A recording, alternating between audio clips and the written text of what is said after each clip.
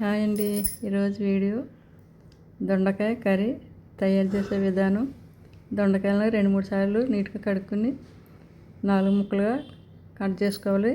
గుత్తి వంకాయ ఎలా కట్ చేస్తాం అలాగా కట్ చేయాలి, పూర్తిగా కట్ చేయకూడదు. అలా కట్ చేసిన తర్వాత ఇడ్లీ పాత్రలో వాటర్ వేసుకుని దాని మీద రేకు పెట్టుకుని ఈ దొండకాయలన్నీ కూడా ఆవిరి మీద ఉడికించుకోవాలి. లో ఫ్లేమ్లో పెట్టి 10 నిమిషాలు ఉడికించుకోవాలి. తర్వాత కడాయి పెట్టి స్టవ్ వెలిగించి వీటైన తర్వాత ఆయిల్ వేసుకోవాలి. 2 స్పూన్లు పచ్చెనగపప్పు, 1 స్పూన్ మినపప్పు, ఒక పెద్ద ఆనియన్స్ కట్ చేసుకుని వేసుకుని బాగా ఫ్రై చేసుకోవాలి.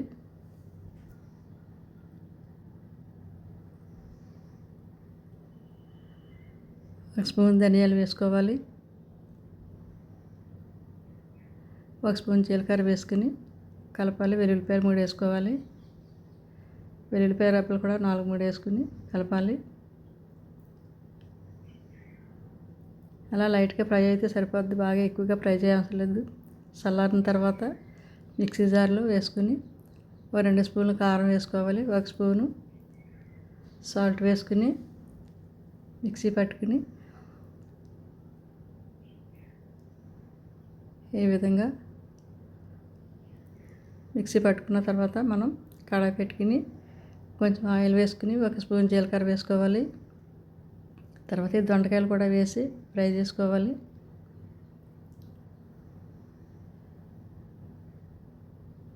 ఇలా కాయ ఫలంగా ఆవిరి మీద ఉడికిపోయింది కనుక తొందరగా అయిపోతుంది.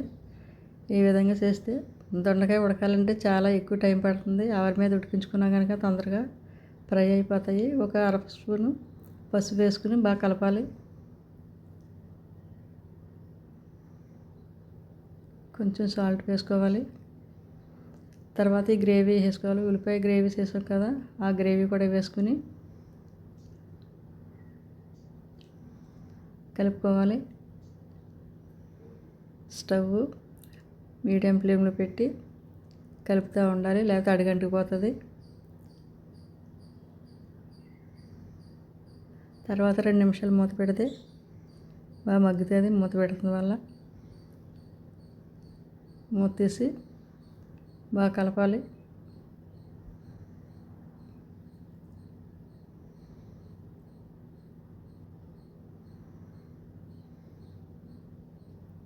ఇలా బాగా ఆయిల్ సపరేట్ అయ్యే వరకు కలుపుతూ ఉండాలి.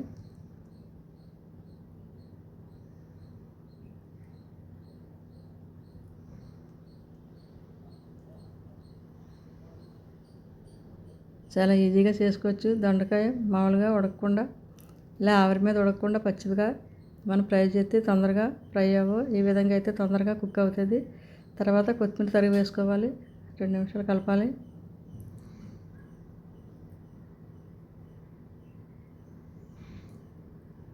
మా ఛానల్ కొత్తగా చూసేవారు సబ్స్క్రైబ్ చేయండి, షేర్ చేయండి, పక్కనే ఉన్న బెల్ ఐకాన్ నొక్కండి.